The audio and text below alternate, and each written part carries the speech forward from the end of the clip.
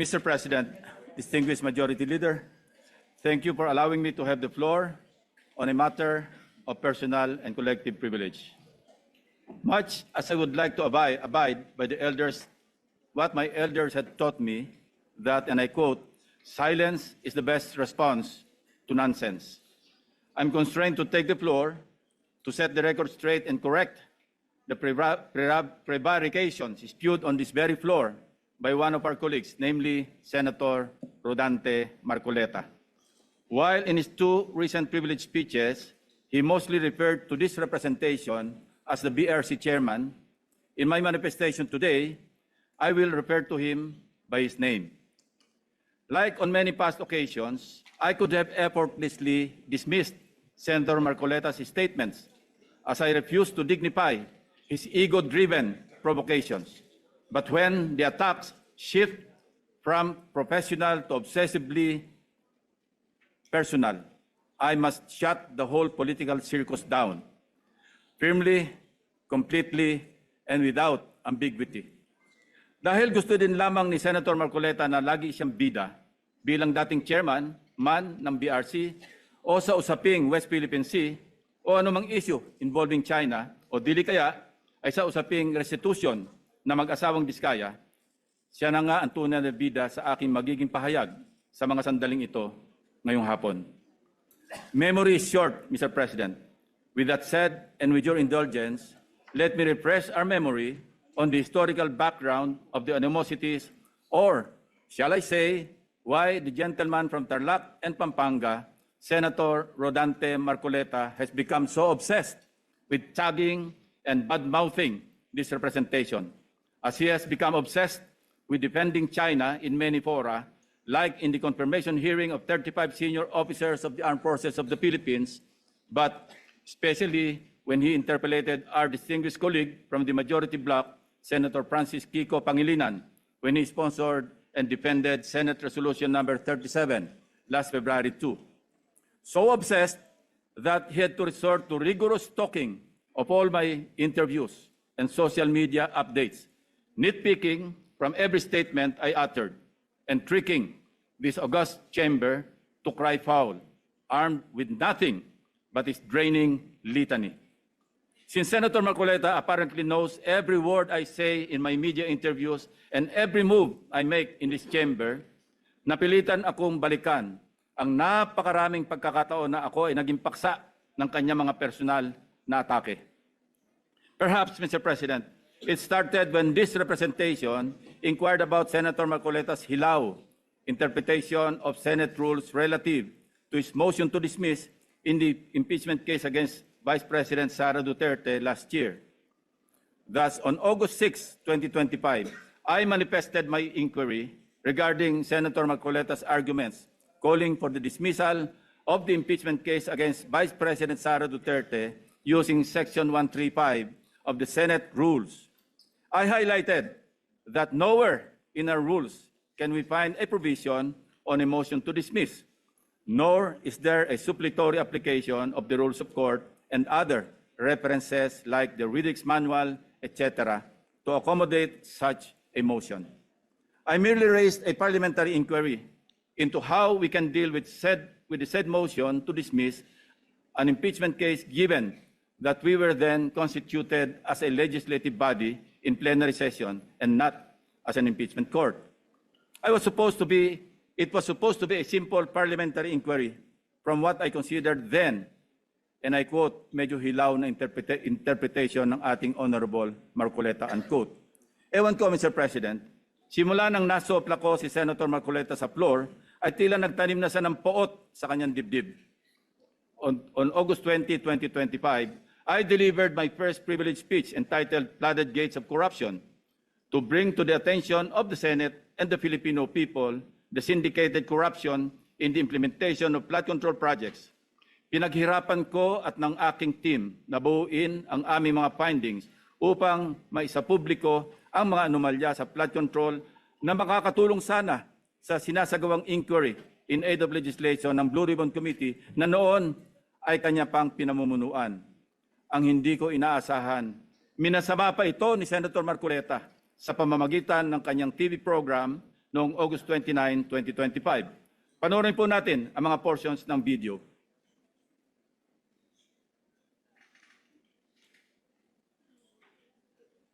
Ngayon, isang major committee, yung Blue Ribbon, bawal na yung gagawa ka pa ng sarili mong pagpapahayag.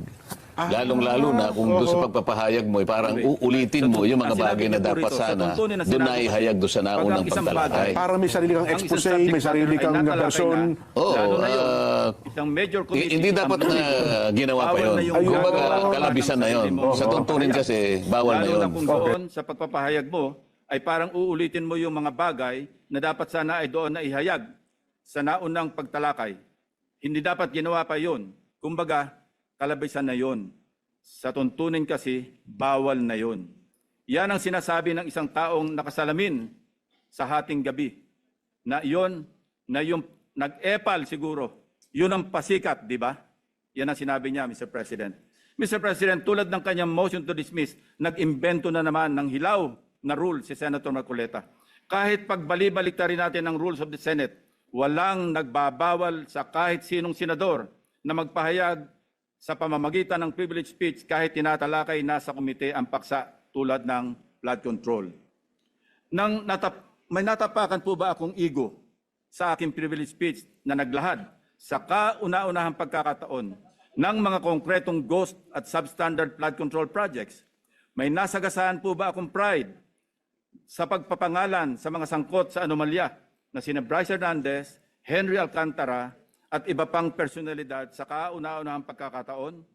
If yes, I refuse to apologize and feed on Senator Marcoleta's ego and pride. On September 9 last year, after the leadership change and subsequent reorganization of Senate committees, including the Blue Ribbon Committee with me as its chairman, hindi na lalo nakamove on si Senator Marcoleta.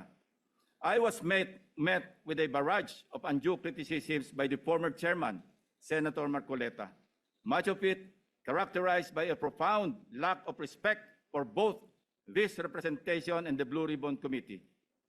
During the 23 September 2025 public hearing of the Blue Ribbon Committee, Senator Marcoleta disrupted the proceedings when he raised what he called a prejudicial question on my impartiality as the chairman, following a media interview where I simply answered a question about which among the source persons, in my opinion, between his favorite Diskaya couple and Bryce Hernandez of the famed BGC Boys appeared more credible. Siguro, nakakalimutan na ni Senator Marcoleta ang cases assigned for reading nung nasa law school pa siya. The Supreme Court in the case of Berbari versus Honorable Pedro Concepcion, GR number 16189, February 26, 1920, the court explained that, and I quote, prejudicial question is understood in law to be that which must precede the criminal action, that which requires a decision before a final judgment is rendered in the principal action with which said question is closely connected. Not all previous questions are prejudicial, although all prejudicial questions are necessarily previous. Hindi ko na nga siya pinatulan sa issue na yon para hindi ma-disrupt ang pagdinig kahit mali-mali dahil sa pagsasalang-alang sa kanya bilang isang abogado na dapat ay alam niyang applicable lamang ang prejudicial question sa mga criminal cases. Well, dapat.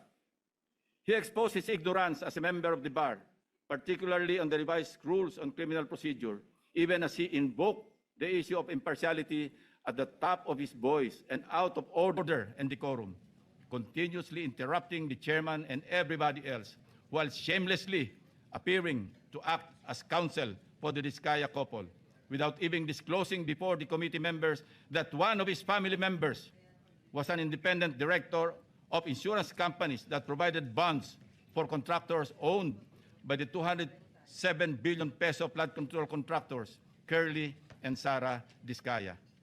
Being a non-lawyer, Mr. President, I hate lecturing a lawyer, no matter how low he ranks among his fellow members of the bar, if I may borrow the words of former Senior Associate Justice, Supreme Court Associate Justice Antonio Carpio.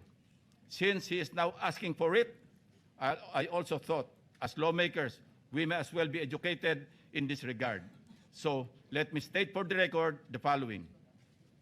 Under Rule 111, Prosecution of Civil Action, Section 7 of the Revised Rules on Criminal Procedure, the elements of a prejudicial question are, A, the previously instituted civil action involved an issue similar or intimately related to the issue raised in the subsequent criminal action, and B, the resolution of such issue determines whether or not the criminal action may proceed.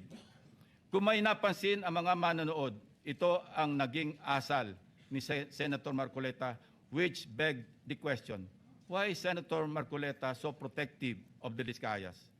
This inquiry remains valid and grounded, and I can show you from the many, many occasions he stood for in support of the Discayas.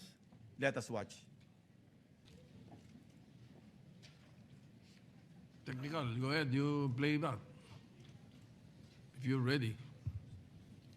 I'm raising prejudicial question. Ang mangyayari nito, so, mas credible si Bryce kaysa Discaya. Bakit gano'n? Why are you so protective of Discaya? Why are you so protective? Nagmamadali daw po ako na mabigyan sila ng witness protection program. Yun po yung sinasabi ng batas. Pag hiningi nila with their consent, sapagkat nanganganib ang buhay niya, hindi ka magmamadali. Ilalagay ko po ba sa kamay ko ang kaligtasan ng mag-asawa na yun? Kinakailangang magsoli po sila ng mga nakulimbat nila, which to my mind is not correct. Paano mo sasabihin na magre-restitute ang isang tao? Meron na bang findings kung magkano i-restitute on how it can be restituted? Nag-a-apply pa lang eh. What is the reason behind the law? So that we can get justice, and justice can only be attained if there is restitution. So that is the principle behind all of these things that we are talking about now. Mr. Secretary, restitution will come after.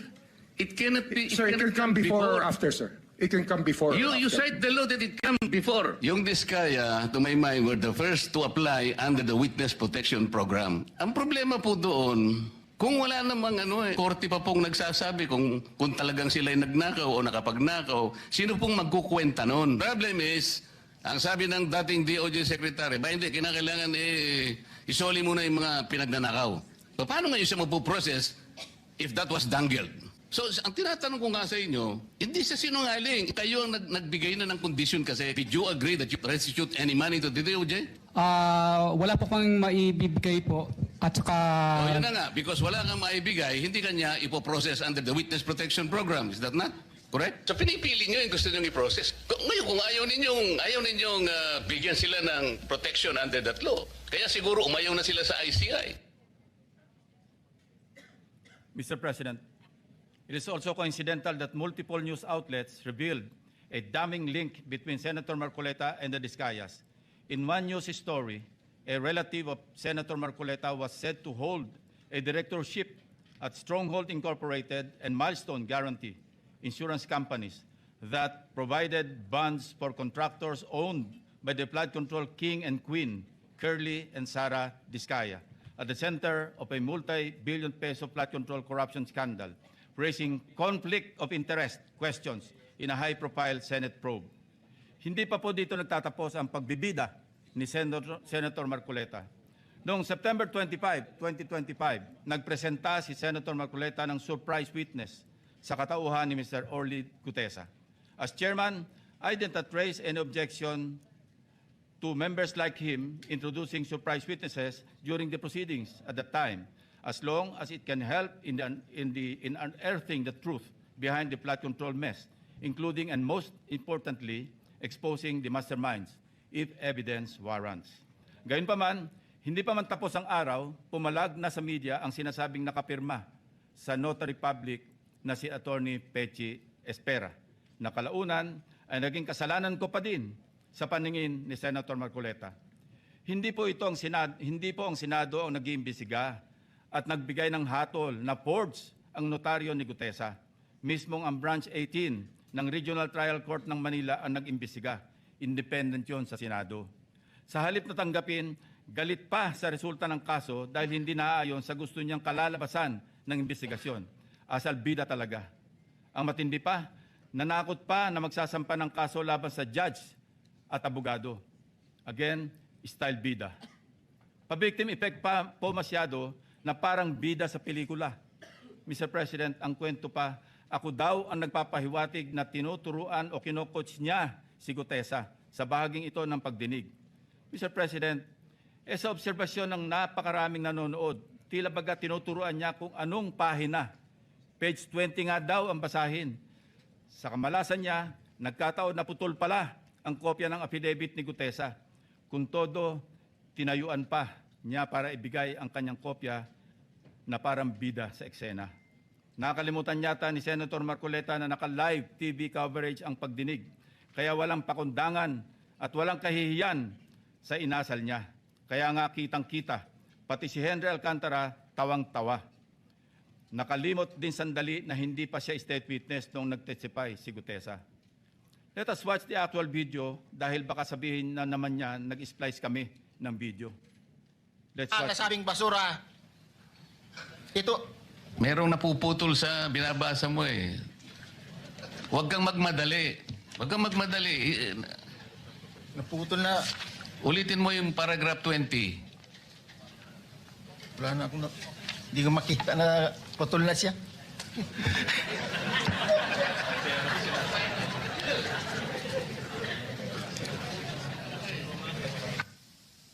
I strongly deny that I made mention of him coaching Gutesa, Mr. President. Ulitin ko sakaling hindi pa rin talaga magets. Tinanggap pa rin ng komite ang sinumpang salaysay ni Gutesa bilang valid at bahagi ng record dahil sa katotohanan siya ay personal na humarap at nagpatunay under oath ng nilalaman ng kanyang affidavit. Ang masama, Mr. President, tinanggap naman natin sa record ang testimonya ni Mr. Gutesa. Hindi pa rin tumitigil sa kakareklamo si Senator Marcoleta. Mr. President, ang tunay na issue hindi ang forged na affidavit kundi ang biglaang pagtatago at pagkawala ni Gutesa. For the information of this body, Mr. Gutesa, who was presented as a witness by Senator Marcoleta, has been unavailable since his initial appearance.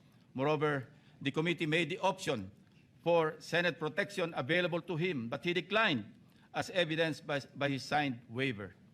And we are dutiful in locating him, Mr. President.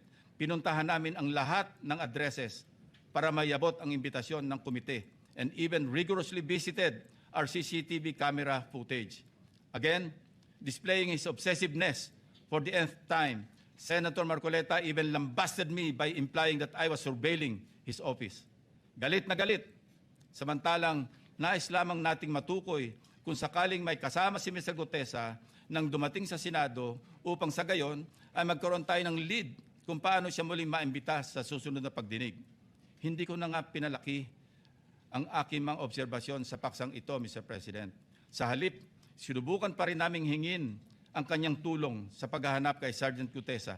Again, Senator Marcoleta in his TV show ranted against me. Let's watch. Tatanungin ko siya, bakit mo kinor sa akin ito? Iniinsulto mo ba ako? Parang insulto naman sa akin yun. Ba't mo ikokor sa akin? Sino ka ba? I dare ask, Mr. President, if a committee member brings a witness bearing such damaging allegations, does the burden of transparency not follow? Is it not just proper to cooperate with the committee regarding his whereabouts? Why then does Senator Marcoleta find my position so offensive? On many occasions, Senator Marcoleta made statements that undermined the authority and collective integrity of the committee. Mukhang abutin tayo hanggang bukas kung iisa-isahin ko pa lahat ang katakot-takot na pag-alipusta ni Senator Marcoleta sa komite na kinabibilangan din naman niya. He continued the same litany in his speech yesterday, Mr. President. Let me count and rebut it once and for all. 1. On the release of the Minority Report. Tahasang pinagmamalaki ni Senator Marcoleta ang Minority Report for the lack of better term, he said, sa kanyang nilabas noong December 10, 2025, na siya ring naging paksa ng kanyang litanya kahapon. For his information, I wish to underscore a part of Section 22 of the Senate Rules shown on the screen, which states that, and I quote, concurring and dissenting reports may likewise be made by the members who do not sign the majority report within 72 hours from the approval of the report. Napakalinaw naman po, Mr. President. Concurring and dissenting reports may be made 72 hours after the committee report has been approved by the majority vote of all its members. Siya na nga itong gawa ng mga bagay na wala naman sa alituntunin ng Senado. Pagkatapos, ako ang pagbibintangan niya na epal. He even had the audacity to declare, and I quote his speech, a submission anchored on the same hearings, 3 of which he actually presided, the same resource persons, and the same affidavits. Masasabi ba niyang pangbasura lang din ang lahat ng yun? At this point, Senator Marcoleta must know that rhetorical fallacies do not amuse me, Mr. President. If the release of this so-called minority report and its contents did not amount to a direct affront to the chairman and to the committee as a collegial body, then I am not sure what is. May I also emphasize, Mr. President, that this same report brazenly stated that, and I quote, the BRC, Blue Ribbon Committee, cannot and should no longer compete with the National Prosecution Services and eventually the judiciary in finally disposing of these cases, unquote. Clearly implying that the committee must conclude its proceedings. Mr. President, sino ba siya para pangunahan ang chairman at ang mayorya na miyembro ng committee? Wala sa lugar, wala sa hulog. Saganang akin lang din naman, kagulat-gulat po ba ang naging reaksyon ng representasyon na ito na walang lugar ang ulat na yan kundi sa basurahan? Kayo na ang humusga, Mr. President.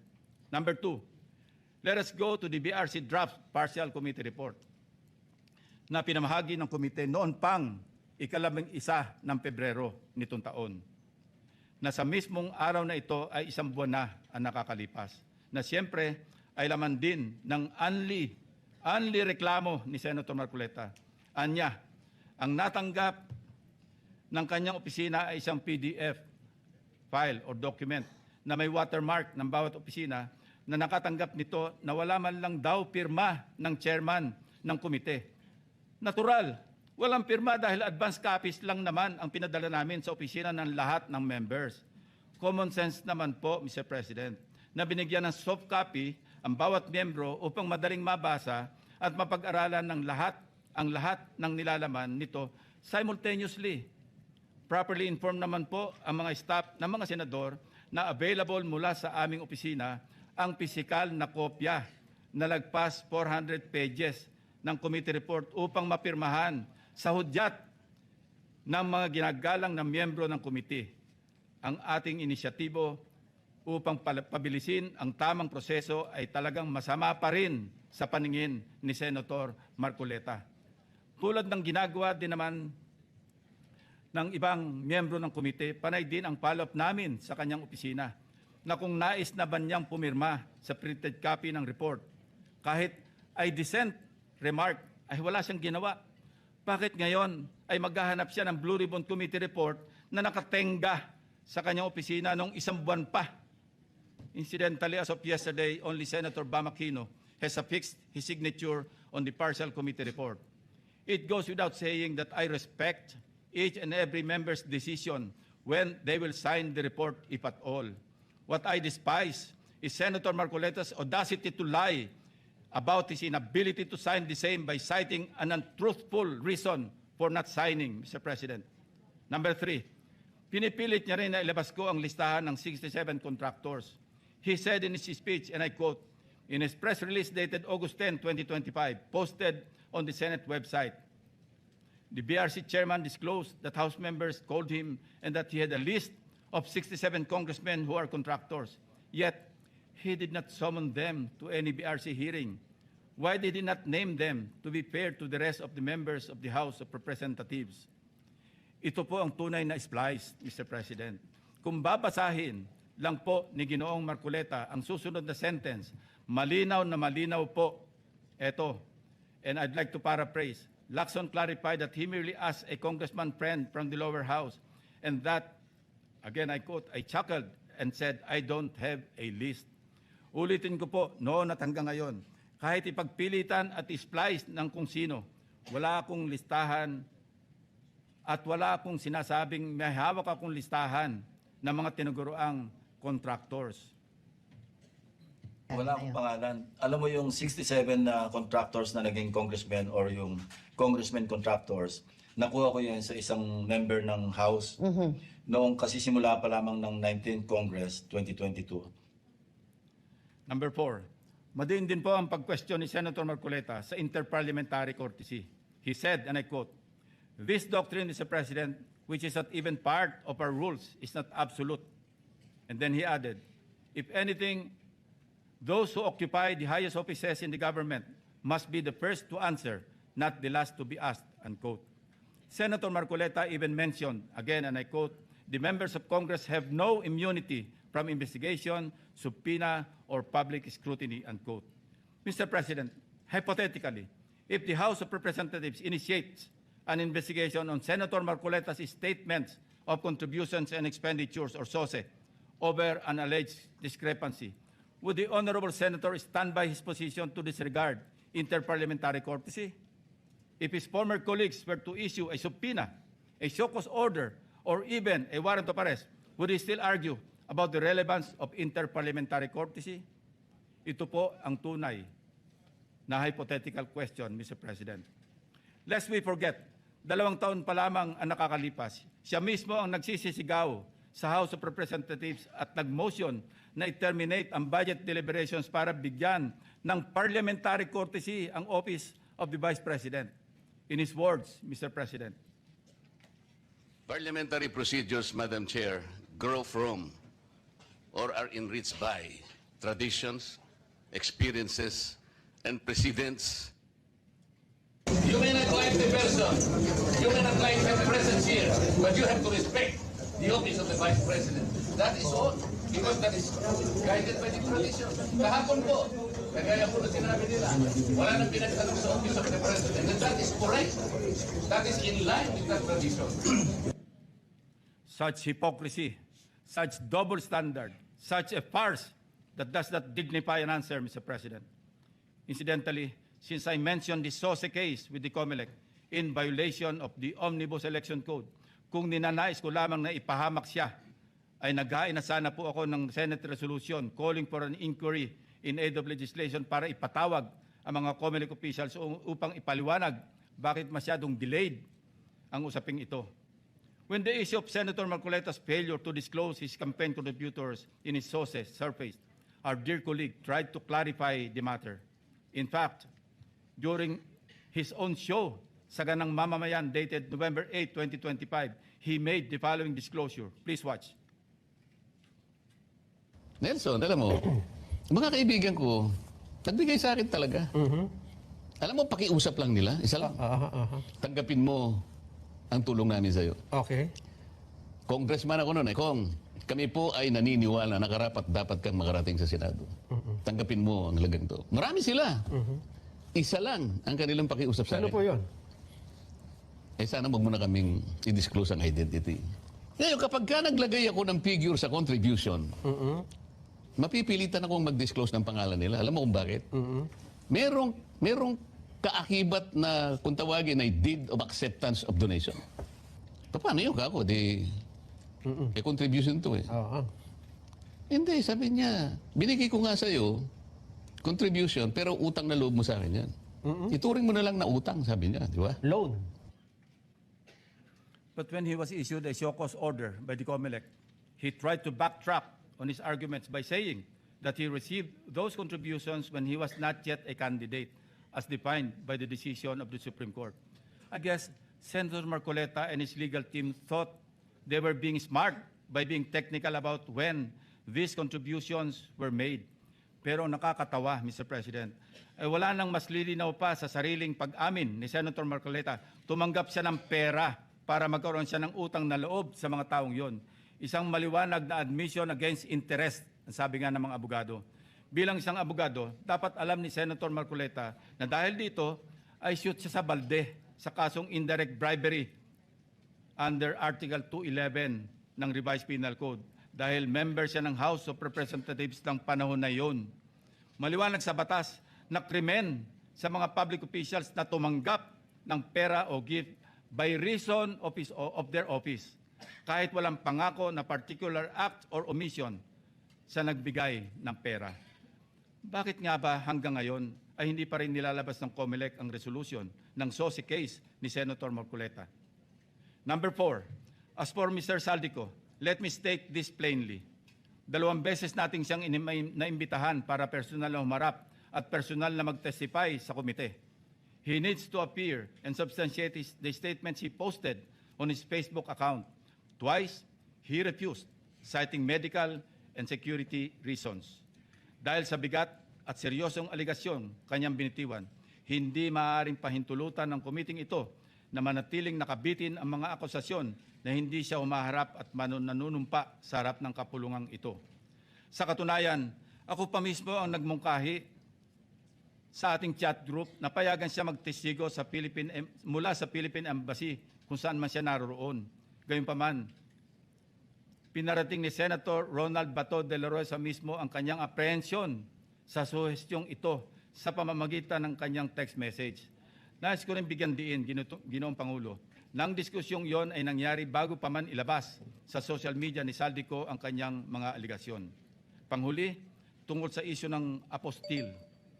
Ang isang apostille affidavit ay hindi kailanman maaaring maging alternatibo sa personal appearance. Hindi ito mapapalitan ng direct testimony at lalong hindi dito mapapalitan ang tungkulin ng isang saksi na harapin ang komite, sagutin ang mga katanungan at sumailalim sa masusing pagsusuri. Kung handa si Saldico na magbitiw ng mga seryosong akusasyon sa publiko, dapat ay handa rin siyang humarap sa atin at panindigan ang mga aligasyong iyon sa ilalim ng sumpa. Ikalima, sa kanyang akusasyon sa representasyon ito kaugnay ni Congressman or former Speaker Martin Romualdez. Kung binasa lamang po ni Senator Marcoleta ang partial committee report, makikita po niya na nakapaloob na doon ang lahat ng nais niyang ipahayag. Kung hindi man higit pa, rekomendasyon para sa fact-finding investigation, AMLAC bank inquiry and filing of freeze order petitions are for future. Kung napakarami pa niyang gustong ipaglaban at paimbestigahan, bakit siya rin ang nagsabi sa kanyang minority report na dapat tapusin na ang pagdidig? Kung sa bagay, kung mayroong isang bagay na consistent si Senator Marcoleta, ito ay ang pagiging inconsistent sa kanyang mga pinagsasabi. As to the other witnesses allegedly not invited by the committee, it bears stressing that the committee has not terminated its hearings, contrary to the suggestion in the so-called minority report. The intention at this stage is simply to have the partial committee report filed and sponsored in order to reflect the evidence received thus far and to allow the committee to consider the next steps, taking into account the views of the members on other areas that may be pursued as the path forward toward the eventual conclusion of the hearings. As to the other matters raised under the rules of the Blue Ribbon, the chairman serves as the chief executive officer of the committee and, as such, exercises broad discretion over matters pending before it, including the invitation of witnesses. Members may suggest witnesses or move for the invitation during a hearing, and if such motion is approved by the members of the committee, the same will, of course, be respected by the chair. Pang-anim, sa kawalang kamatayang i-give up ang KIG remark na umabot din sa isang full privilege speech upang ipangalandakan na ako ay nasa likod ng pag-splice ng kanyang video upang siya ay siraan. His statement, and I quote, verbatim, Mr. President, ang gawin natin po para madali, i-give up natin ang KIG. Then, mako-coordinate na natin lahat, unquote. Is that merely suggestive, Mr. President? Ito ay kasing kintab ng bumbunan na nasinagan ng tirik na araw sa tanghaling tapat, Mr. President. Sapat na ang kanyang hindi matapos-tapos na paliwanag na kesyo hypothetical daw, kesyo joke lang daw, ayon sa kanyang mga pahayag at kalaunan ay gusto pa niya amyendahan o i-correct ang journal ng Committee on National Defense of the Commission on Appointments. Mag-ingat po tayo rito, Mr. President, sa kanyang gusto mangyari. Your Honor, being the chairman of the Commission on Appointments, and some of us here as members, we must study diligently the legal implications of Senator Marcoleta's motion now pending before the Commission on Appointments. Anyway, going back to his, i-give up natin yung KIG statement na in-splice ko daw, na marin ko pinabubulaanan. Ang masasabi ko bilang analogy sa kanyang sitwasyon ay ganito. When one looks the same as when he does before going to bed at night, how can there be splicing? Inversely, Mr. President, when one looks different going to work during daytime from before going to bed at night, that's when splicing becomes evident.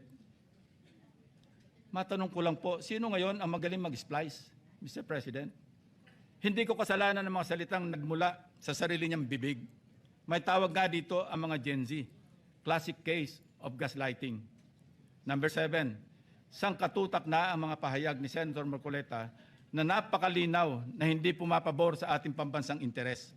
Sangkatutak na rin ang mga nagbigay ng kanilang mga negatibong reaksyon. Ngunit sa hulit-huli, ako pa rin ang sinisisi ni Senator Marcoleta. He even went far beyond by debunking and undermining the historical facts about Tomas Cloma. Senator Marcoleta said, I was all wrong when I said that this frat list was discovered and consequently occupied and owned by lawyer and businessman Tomas Cloma, citing the principle of terra nullius or res nullius. It was for him a historical distortion. Curiously, Mr. President, these narratives align with those of the Chinese narratives, plucked directly from the People's Republic of China's Ministry of Foreign Affairs official website, Mr. President. Let's show the slides.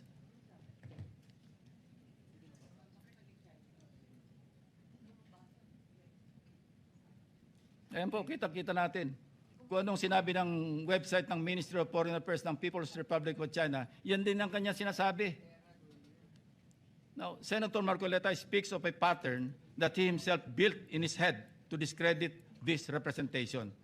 But if we backtrack the events that transpired in the past several months, one thing is crystal clear. When cornered by the fault of his own doing, he employs a diversionary maneuver, pathetically stretching the conversation, no matter how illogical, until people get drained and tired.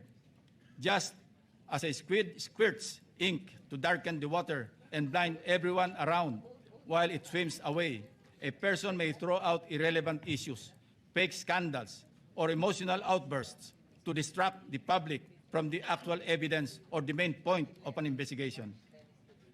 After all is said and done, I am tempted to ask these questions, Mr. President. On the West Philippine Sea, which side of the South China Sea is Senator Marcoleta on? On the anomalous graft-ridden flood control projects, is Senator Marcoleta for the Visayas or the people of the Philippines? I think we know the answers, Mr. President. Thank you, distinguished colleagues. Thank you, Mr. President. You know, we do that better than anybody. I bet you got it twisted, you don't know who to trust. So many player-hating niggas trying to sound like us. Say they ready for the front, but I don't think they know it. Straight to the depths of hell is where them cowards going. Well, all you still down, nigga, holler when you see me. And let these devils dissolve for the day they finally free me. I got a caravan of niggas every time we ride, hitting motherfuckers up when we pass by. Until I die, live the life of a boss player, cause even